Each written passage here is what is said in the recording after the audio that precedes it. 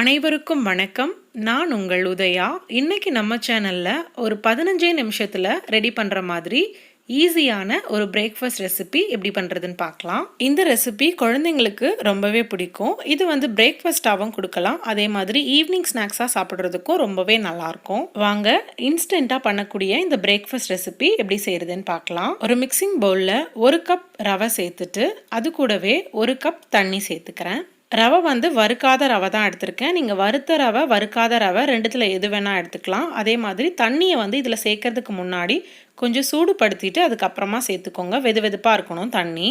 ரவையையும் தண்ணியையும் ஒன்று சேர்த்து நல்லா கலந்ததுக்கு அப்புறமா இதை ஒரு 5 நிமிஷத்துக்கு அப்படியே மூடி வச்சுக்கலாம். இந்த ரவை ஒரு 5 நிமிஷம் நல்லா ஊறுறதுக்குள்ள இந்த ரெசிபிக்கு தேவையான ஒரு பேஸ்ட் அரைச்சி எடுத்துக்கலாம். ஒரு மிக்சி ஜாரில் 3 சின்ன துண்டு இஞ்சியை சேர்த்துட்டு 3 பெரிய பூண்டு பற்களை தோல் உரிச்சிட்டு சேர்த்துக்கிறேன். அடுத்ததா 2 தக்காளியை கட் பண்ணி சேர்த்துக்கிறேன். தக்காளி நல்லா பழுத்த தக்காளியாக எடுத்துக்கோங்க. இப்போ இது எல்லாத்தையும் ஒன்று சேர்த்து நல்லா பேஸ்ட்டாக அரைச்சி எடுத்துக்கலாம். அரைச்சி எடுத்த இந்த பேஸ்ட்டை தனியாக வச்சுக்கோங்க. அடுத்ததாக நம்ம ஊற வச்சுருந்த ரவையை திறந்து பார்த்துக்கலாம். ரவை பாருங்கள் நல்லா ஊறி நம்ம சேர்த்துருந்த தண்ணியெல்லாம் நல்லா அப்சர்வ் பண்ணிடுச்சு. இப்போ இன்னும் ஒரு 1/2 கப் போல் தண்ணி சேர்த்துக்கிறேன். இது கூட நான் எடுத்திருக்க 1 கப் ரவைக்கு 1.5 கப் தண்ணி சேர்க்குறேன். இந்த மாவோட கன்சிஸ்டன்சி பார்த்தீங்கன்னா நம்ம குழிப்பணியாரம் பண்ணுவோம் இல்லையா, அந்த கன்சிஸ்டன்சியில் இருக்கணும். இப்போ இதை நல்லா கலந்துக்கலாம். இப்போ இது நல்லா கலந்தாச்சு. அடுத்து இதில் ஒரு வெங்காயம் நல்லா பொடியாக கட் பண்ணி வச்சுருக்கேன், அதை சேர்த்துக்கிறேன். அடுத்ததாக பொடியாக நறுக்குன ஒரு பச்சை மிளகாய், பொடியாக நறுக்குன குடைமிளகாய் கொஞ்சமாக சேர்த்துக்கிறேன். கொஞ்சமாக கருவேப்பிலை. அடுத்ததாக 1/2 டீஸ்பூன் கரம் மசாலா தூள், 1/2 டீஸ்பூன் மிளகுத்தூள், தேவையான அளவு உப்பு சேர்த்துக்கிறேன். இப்போ இது எல்லாத்தையும் ஒன்று சேர்த்து நல்லா கலந்துக்கலாம். தேவைப்பட்டால் கொஞ்சமாக தண்ணி சேர்த்துக்கோங்க. நிறைய தண்ணி சேர்க்க வேண்டாம். நம்ம குழிப்பணியார மாவோட பதத்துக்கு இருக்கணும். இதை வேக வச்சு எடுக்கிறதுக்கு குழிப்பணியாரக்கல்லை சூடு பண்ணிவிட்டு அதில் கொஞ்சமாக எண்ணெய் சேர்த்துக்கலாம். இப்போ நம்ம ரெடி பண்ணி வச்சுருக்க மாவை கொஞ்சம் கொஞ்சமாக சேர்த்துட்டு குழிப்பணியாரம் மாதிரி செஞ்சு எடுத்துக்கலாம். ஆனால் குழிப்பணியாரம் மாதிரி குண்டு குண்டாக இல்லாமல் கொஞ்சம் சப்பையாக இருக்கணும். அதனால மாவை கொஞ்சம் கொஞ்சமாக சேர்த்துக்கோங்க, நிறைய சேர்க்க வேண்டாம். இப்போ இதை மீடியம் ஃப்ளேமில் மூடி வச்சு ஒரு 3 நிமிஷம் வேக வச்சுக்கலாம். 3 நிமிஷம் வெந்ததுக்கு அப்புறமா திருப்பி போட்டு இன்னொரு சைடும் வேக வச்சுக்கலாம். நான் இன்னைக்கு குடைமிளகாய் மட்டும் சேர்த்துருக்கேன். நீங்கள் தேவைப்பட்டால் கேரட் கூட சேர்த்து செஞ்சுக்கலாம். 2 சைடும் நல்லா வெந்ததுக்கு அப்புறமா குழிப்பணியார கல்லுலேருந்து இதை எடுத்துடலாம்.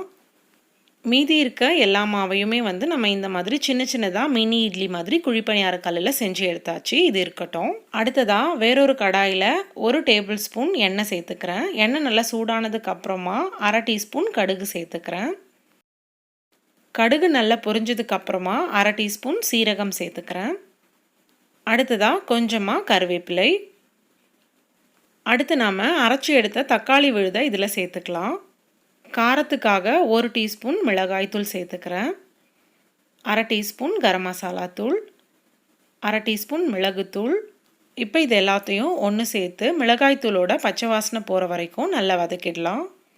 இதில் தண்ணியெல்லாம் எதுவுமே சேர்க்க வேண்டாம். மீடியம் ஃப்ளேமில் வச்சுட்டு அப்படியே இந்த மாதிரி கிளறி விட்டுட்டே இருங்க. மிளகாய்த்தூளோட பச்சை வாசனை போய் லேசாக இந்த மாதிரி எண்ணெய் பிரிஞ்சு வந்ததுக்கப்புறமா இதுக்கு தேவையான அளவு உப்பு சேர்த்துக்கலாம். மறுபடியும் இதை நல்லா கலந்து விட்டு நம்ம ரெடி பண்ணி வச்சுருக்க அந்த ரவா மினி இட்லியை இதோட சேர்த்துக்கலாம்.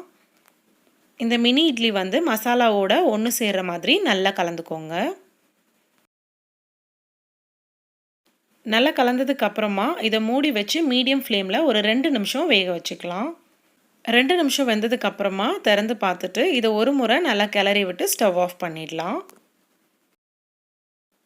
இப்போ இதை நல்லா சூடாக சர்வ் பண்ணோன்னா ரொம்பவே நல்லாயிருக்கும். குழந்தைங்களுக்கு இது ரொம்பவே பிடிக்கும். அவ்வளோதான், சுவையான ரவா மசாலா மினி இட்லி தயாராகிடுச்சு. நீங்களும் இந்த ரெசிபியை ட்ரை பண்ணி பாருங்கள். இந்த வீடியோ உங்களுக்கு பிடிச்சிருந்தா லைக் பண்ணுங்கள். இது வரைக்கும் நம்ம சேனலை சப்ஸ்கிரைப் பண்ணலன்னா சப்ஸ்கிரைப் பண்ணிக்கோங்க. ரசித்து சமைத்து ருசித்து உண்டு மகிழ்ச்சியாக வாழ்வோம்.